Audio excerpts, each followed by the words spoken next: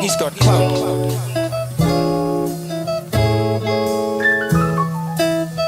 Hello everyone. Apologies for the delay. I hope this is all working. Hopefully I'm up to this.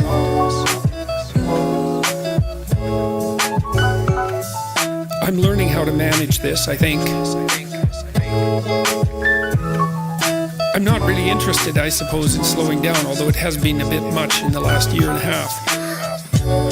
I do better in some ways when I'm working flat out. So, yeah, I thought about slowing down, but I've decided against it.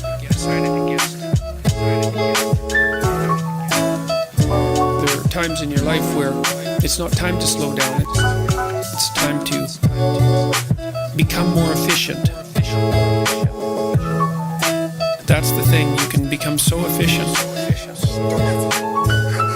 You end up doing things in 5 minutes that would otherwise take you a week. As you take on more responsibilities and you determine that you're going to become more efficient, the responsibility pushes the efficiency. What do they say too? There's time enough to sleep when you're in the grave.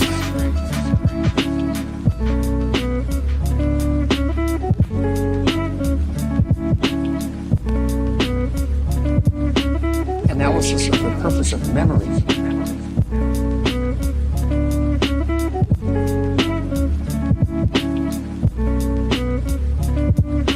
People think that the purpose of memory is to remember the past. And that's not the purpose of memory. The purpose of memory is to extract out from the past lessons to structure the future. Lessons to structure the future.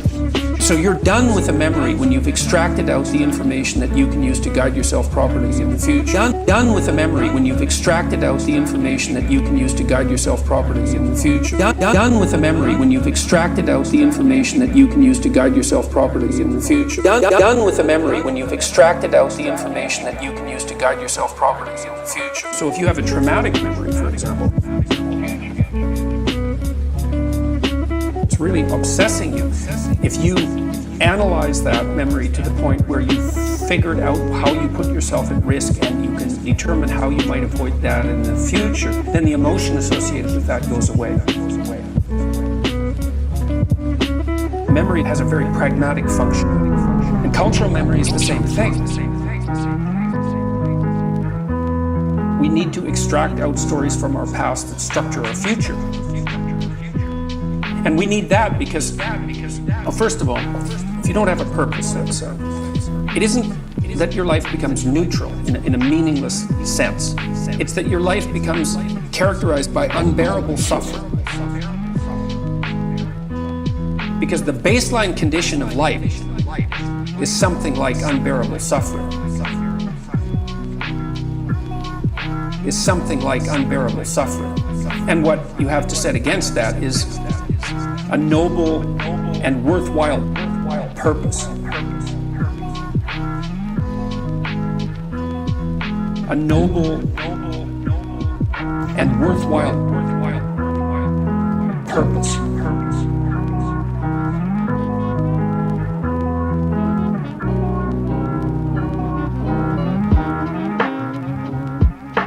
Hopefully, your determination of that purpose is buttressed to some degree by the wisdom of the past, because you can't conjure something like that up on your own. And if you provide people with nobility of purpose, then they can tolerate the suffering of existence without becoming entirely corrupted by it. And cultures that don't do that, it isn't even so much that they die, it's that cultures that don't do that are dead. They're done.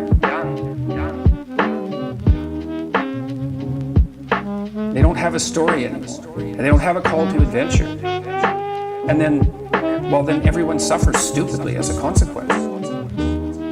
It's a very bad thing. Bring the story forward and propagate it. And make it the most noble possible story. And then you motivate people to transcend themselves, which they need to do. People think of freedom as the ability to implement your whim. And freedom opens up that as a possibility. But sustainable freedom, that isn't what it's about at all. It's primarily about responsibility. It's about determining which load you're going to pick up and carry. That's the proper definition of appropriate freedom. It's not dim gratification of instantaneous impulse. It's self-evident that that doesn't work. 2-year-olds do that. And that's why they can't live in the world. They can't organize themselves across time. They can't sacrifice the moment for the future. And the more sophisticated you get, I suppose, in some sense, the more you're able to do that. And then your freedom becomes the freedom to choose the proper responsibility. That's also not something that we've been good at communicating to young people. If we talk to them about responsibility, we generally do it in a finger-wagging sort of way. It's like, well, you're breaking the rules, you're a bad person. And well, that may be true. The proper message for young people is to say, well, no, you don't understand. You want to take on responsibility. You want to take on the heaviest load that you can conceive of, that you might be able to move, because it gives your life nobility and purpose. And that offsets the tragedy, offsets the tragedy, offsets the tragedy, offsets the tragedy. And not only psychologically, because you have a purpose and something to wake up for, to face the difficulties of the day, but also because if you face the difficulties of the day properly, you actually ameliorate suffering, not only in the psychological sense, but because you make the world at least a less terrible place. And that's something. And that's something. Right? To move things away from hell is something. To move things away from the worst they can be is, well, that's a noble goal in and of itself.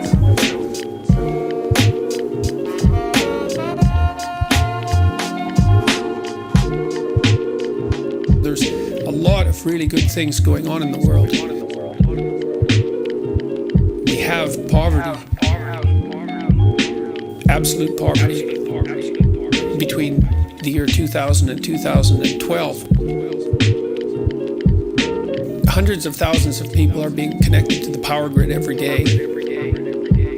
Fresh water is available not to fewer and fewer people, but to more and more people. That's happening extremely rapidly. Starvation in India and China is a thing completely of the past. You never hear about that. And that's pretty much the case for the rest of the world, except now and then for political reasons.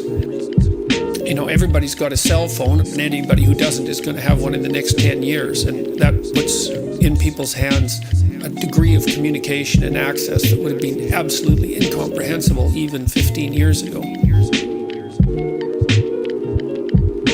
All these good things are happening. And just concentrating on this polarization process that seems to have gripped us in the West seems counterproductive given all those good things that are going on in the background. Now, that doesn't make what's going on in the West trivial, but it does set it inside a much more positive context, so that's something to keep in mind. Freedom of speech. The right to freedom of speech is central because it's the right by which you defend all the other rights. Well, that's why the idea of logos in the West is the most sacred concept.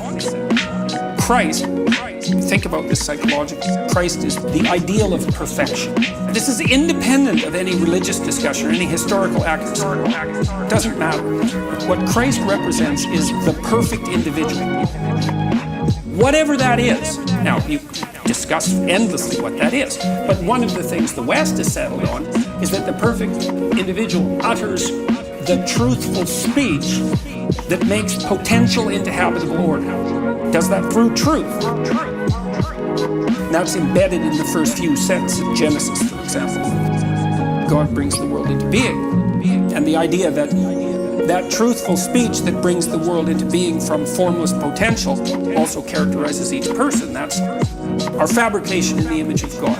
That's the idea of the West. It's an unbelievably remarkable idea that perfection, individual perfection, is to be found in a relationship with spoken truth. God, that's the great idea.